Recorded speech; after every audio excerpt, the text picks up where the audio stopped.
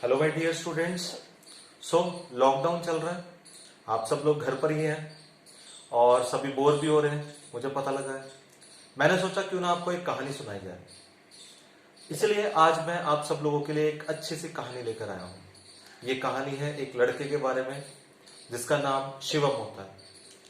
शिवम के आर्थिक हालात ठीक नहीं थे, इसलिए वह अपनी पढ़ाई करने के लिए कुछ छोटा मोटा सामान बेचा करता था गली गली जाकर, और उसके बाद वो अपनी पढ़ाई किया करता था। बड़ा मुश्किल दौर था उसके लिए। एक दिन इसी तरह से वो अपना सामान बेच रहा था, गली गली घूम रहा था। गर्मी का दिन था, टेम्परेचर बहुत ज्यादा था, उसको प्यास लगी बहुत तेज, और साथ ही साथ उसको भूख भी बहुत लग रही थी क्योंकि उसने सुबह से कुछ खाया नहीं था। उसने सोचा क्यों ना किसी का गेट खटखटाया जाए और उनसे पूछा जाए, और उसने सोचा जो भी उसे खाना देगा उसके बदले वो अपने जो सामान बेच रहा है वो उन्हें दे देगा, या सामान के बदले खाना ले लेगा पैसे न लेकर।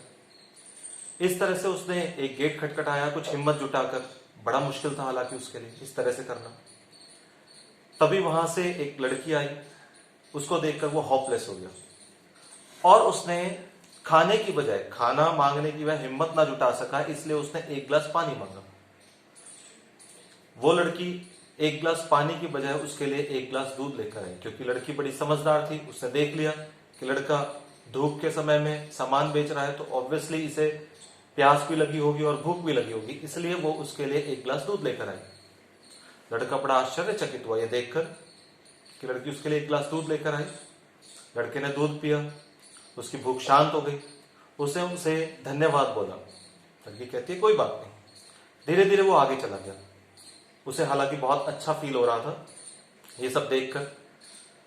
उसने सोचा कि मानवता आज भी जिंदा है। बड़ा अच्छा फील कर रहा था वो। इसी तरह से अपना सामान बेचता रहा, बड़ा होता चला गया धीरे धीरे धीरे, और वह एक डॉक्टर बन गया। डॉक्टर बनने के बाद वह दिल्ली पहुंचा। दिल्ली में अपनी प्रैक्टिस करने लग गया। तभी क्या होता है, उस लड़की की आर्थिक हालात खराब हो जाते हैं और उसके लिए सरवाइव करना बड़ा मुश्किल हो जाता है उसकी फैमिली के लिए, और वो लड़की भी बीमार रहने लग जाती है। पेरेंट्स ने किसी तरह से उस लड़की को दिल्ली एडमिट कराया। एडमिट कराने के बाद वहां उसका इलाज चला। तभी उस डॉक्टर के कानों में वर्ड्स पड़े कि भाई वहां से कोई पेशेंट आया है। डॉक्टर खुद पहुंचे। ये वही लड़का है जिसकी मैं बात कर रहा हूं। उन्होंने उसका ट्रीटमेंट करना शुरू किया और उसे बिल्कुल ठीक कर दिया। ठीक करने के बाद वो लड़की बहुत नर्वस थी क्योंकि उसे लगा कि काफी बड़ा बिल आने वाला है जिसे वो पे नहीं कर पाएगी। बड़ा शर्मिंदा फील कर रही थी वो। एक वार्ड मेंबर आया। उन्होंने एक एनवलप दिया लड़की को। लड़की ने सोचा भाई ये तो बहुत बड़ा बिल लग रहा है, देना बहुत मुश्किल हो जाएगा। लेकिन लड़की ने हिम्मत जुटाकर उस एनवलप को खोला। उस एनवलप में से एक स्लिप निकली और उस स्लिप में निकला था, आपको घबराने की जरूरत नहीं है, आपका बिल पे कर दिया गया है। वो सोच रही ये कैसे संभव है कि कैसे मेरा बिल पे हो गया। तभी नीचे लिखा था आपका बिल एक गिलास दूध के बदले पे हो चुका है। फिर वो डॉक्टर साहब खुद उससे मिलने आए और उसको सारी कहानी बताई कि मैं वहां पर था और आपने मेरी मदद की थी एक गिलास दूध देकर। लड़की की आंखों में आंसू थे और डॉक्टर साहब की।